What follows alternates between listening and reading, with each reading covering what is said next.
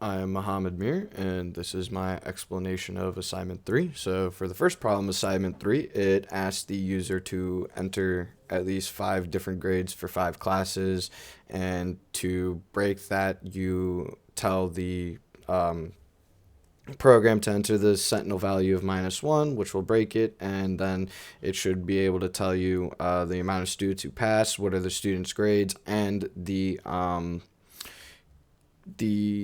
percentage of students who passed. So first you start off with java.util.scanner, just so we can ask the user to input grades. And right here we have my grades and my string student, and then the count variable, which essentially just looks for the amount of grades that, or the amount of inputs that are given by the user. So here's my while loop, which essentially tells the user to enter a name and then enter a grade for that name. And then this if statement essentially accounts for if the user doesn't enter at least 5 different grades, or if the user gives the sentinel value of -1, which essentially breaks the code, and then moves on to here, which prints out the students' information, which is the names and the grades. And then I have this other if statement, which establishes 75% as the passing point, and this will print out the number of students who passed and the percentage of students who passed. So let's run this code to give it a proper showing.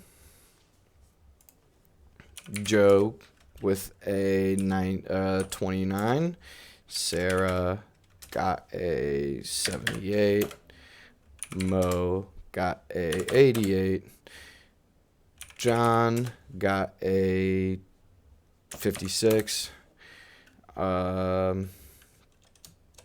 Dean got a 79, and then I tell the code the two sentinel values of -1, and this is what inputs: the name, grade, name, grade, name, grade, and the number of students who passed, and the percentage of students who passed, which is 60%. On to problem 2. So problem 2 states essentially just writing a for loop that will print a sentence backwards. So this one was pretty simple. I have my main method right here, which I have the string COVID, which was given. We will overcome COVID-19. I have the integer I, which is established to the length of this, and essentially is what I do is I print out the inverse character length at I for this, and it will print out the inverse of our string, just like so. And on to problem 3. Problem 3 was also a pretty simple one. Problem 3 states, write a program that reads an integer value and prints the sum of all odd integers between 3 and the input value inclusive.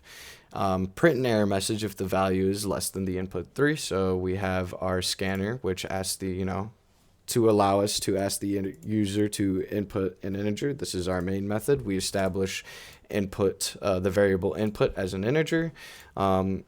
Input is the value that the user asked for. We have our accumulator, which is 3. And here's our for statement, and our if statement, which is if I, which is 3, is the modulus of 2 is equal to 1. Then the accumulator is plus equals to I, which will essentially allow us to have